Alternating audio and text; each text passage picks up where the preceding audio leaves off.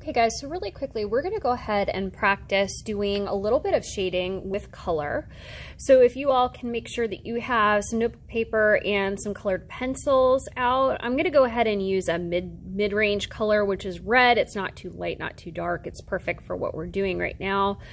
I have it sharpened up. I'm most likely gonna use it sort of on its side so that I can create some shading within my exercise today. So basically, anytime we're adding shading into a drawing, we're trying to, as artists, create the illusion of depth, okay? So making something that's flat, two-dimensional, make it look three-dimensional.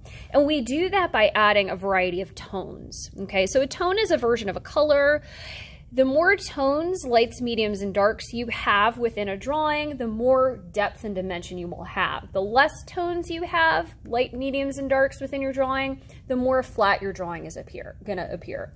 So we're gonna practice just using a colored pencil, shading in from light to medium to dark in terms of tones, just by pressing gradually harder with your pencil.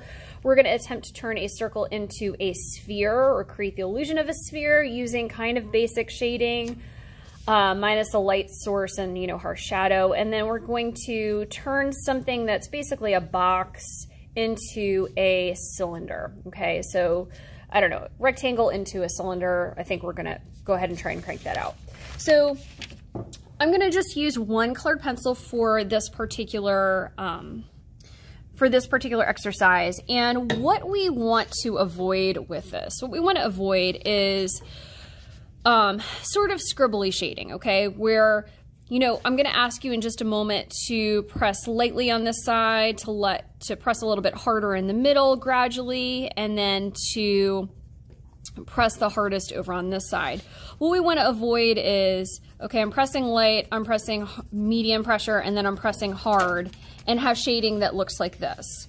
Well, this doesn't create depth and dimension really at all. It just looks like a kind of cool scribble. So we're able to achieve those tones by really overlapping our strokes and kind of taking it slow as we go across our box here. So what I'm going to go ahead and do, just to kind of warm us up here, is I'm using my colored pencil. You choose one that makes your heart happy. Probably if you choose a really light color, it's not going to show up super great for this. But I'm going to go ahead and press lightly on this side. I'm going to let up to overlapping my strokes, of course. I'm going to let up to medium pressure. So I'm pressing a little bit harder.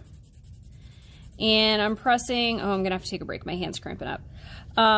On this side, as I go across, I'm going to keep pressing harder and harder and harder and harder and harder and harder and harder and harder and harder and harder. And my hand is cramping up. And what I should have is something, ouch, okay, as I go across, something that goes gradually from light to medium to dark. Okay, and I would have you guys practice that again here.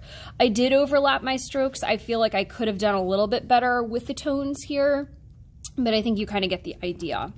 Also, what we're going to go ahead and do here is, for the cylinder, is go from light to medium to, from dark to medium to light to medium to dark in order to create the highlight in the middle of this. So I'm going to show you a trick here where I'm going to press hard, let up to medium pressure, let up to really light pressure in the middle, and then to create this exact same thing on the other side, because we want our highlight right here to be in the middle. I'm going to flip my paper. Flip my paper around and hit that exact same thing. So hard, medium, and light. Okay, I really like the way that red looks. Okay, so on a cylinder, for our basic shading, our highlight's going to be in the center. So hard, medium, light, light, light, light, light, light, light in the center. I'm going to flip my paper.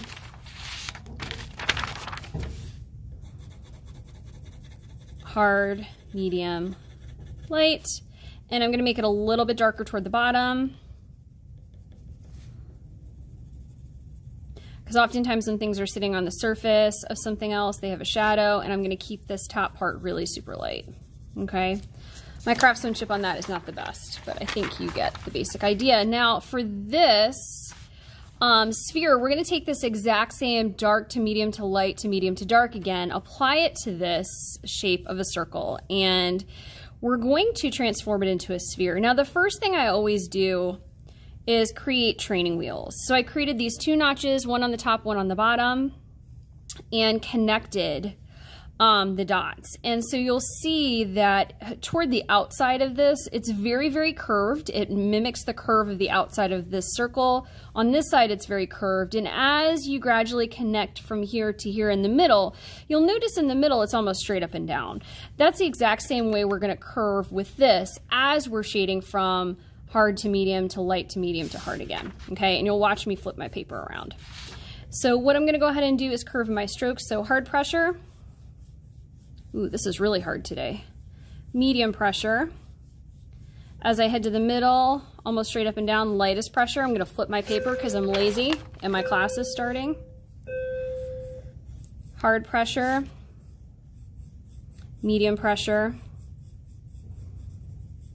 And, whoops, sorry, and lightest pressure in the middle.